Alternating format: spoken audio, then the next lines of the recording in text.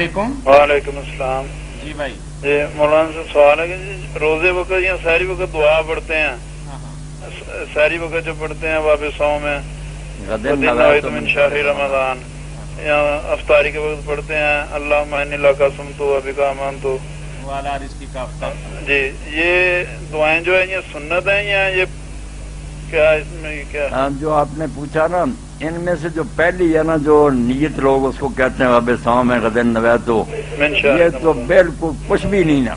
हाँ जी, ये तो बिल्कुल अपनी तरफ से बनाई हुई बात है, दीन में इसका कोई जिक्र नहीं। वाबे सौ में गदन नवै तो कोई चीज नहीं, ना ये पढ़नी चाहिए और ना इसके लिए जुबान से कुछ कहना चाहिए। नियत तो मेरे भाई दिल का फेल है। जब आपने एक काम का इरादा कर लिया और उठे, आप खाना खाया, तैयारी है रोजे की, तब नियत का क्या बकाया रह गया कि जुबान से कहना।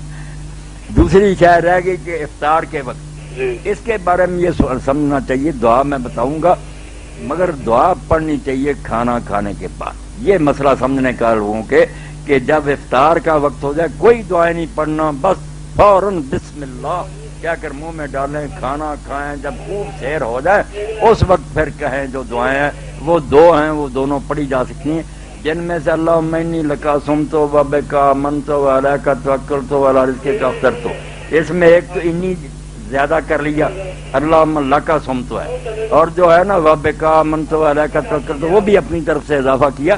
सही इतना ही अल्लाह लका सुम तो वाला रिज़्क़ी का अफ्तर। और दूसरी दुआ है जो ज़हब ज़मा वब्तल्लतिल रूक़ु व साबतल अज्र इंशाअल्लाह। मगर इन सारी दुआओं का वक्त है खाना खाने के बाद, फारिग होकर फिर तसल्ली से ना अल्लाह का शुक्र करें, दुआएं करें। इफ्तार के लिए सिर्फ एक ही शय बिस्मिल्लाह, बस, इससे ज्यादा देर नहीं करनी।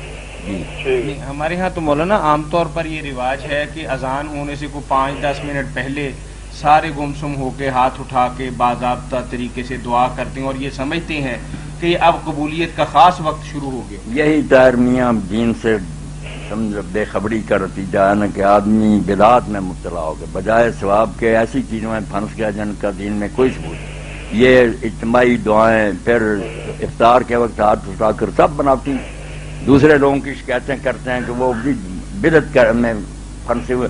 बिदतें तो ये भी हैं। किस रिवायत में आता है कि हाथ उठाकर दुआ आपने की या मिलकर की या करनी चाहिए, कोई इफ्तार के वक्त नहीं। ये दुआ ठीक है कि आपने फरमाया 3 दुआएं जो रद्द नहीं होती, उनमें से एक रोजेदार की दुआ। इफ्तार का नहीं जिक्र, सुबह से जब वो अल्लाह का हुक्म मान कर रोजे में होता है तो शाम तक जितनी दुआएं वो चाहे मांगे, नमाजों में आगे पीछे, दावत साइम, रोजादार जो है उसकी दुआएं कबूल होती। बात तो ये सही, बाकी इफ्तार के वक्त की कोई नहीं सही बात।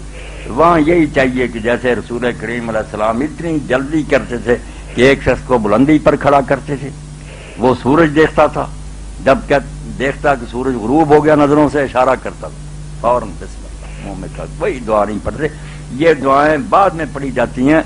और माबूद में भी अल्लामा शम्स हक ने कहा कि हर बाद में मुल्ला अली कारी मिरकात में लिखते हैं, और मौलाना मिर्जा खान बरेली रहमतुल्लाह अलैह ने तो इस पर पूरा रिसाला लिखा कि माजी के सीगे नहीं तुम्हें नजर आते, कि सारा जो है बाद में कहता है कि हमने अल्लाह रिज़्क़ी का तो इफ्तार करूंगा नहीं, मैंने इफ्तार कर लिया।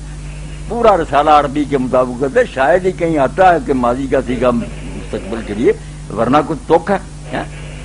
तो दुआएं जो है उनमें से जो भी है ना वो बाद में पढ़नी, बस बिस्मिल्लाह कह के शुरू करें, खा पी लें, फिर जितने करने की चाहे पढ़े। सही